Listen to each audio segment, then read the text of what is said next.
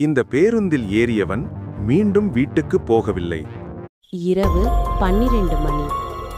ஒரு இளைஞன் வேலை முடிந்து வீட்டுக்கு போக பேருந்து ஸ்டாப்பில் நின்றிருந்தான். சுற்றிலும் யாரும் இல்லை.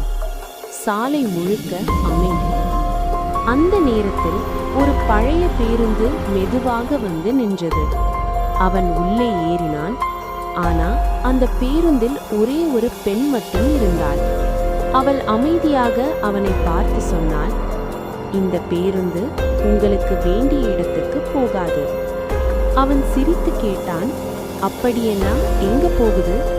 அவள் மெதுவாக சொன்னாள், இது உயிரோடு இருப்பவர்கள் போகும் பேருந்து இல்லை. அவன் பயந்து டிரைவர் சீட்டை பார்த்தான்.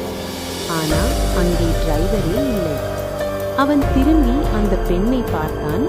அவளும் இல்லை. ஆனா பேருந்து மட்டும் இருட்டில் ஓடிக்கொண்டே இருந்தது.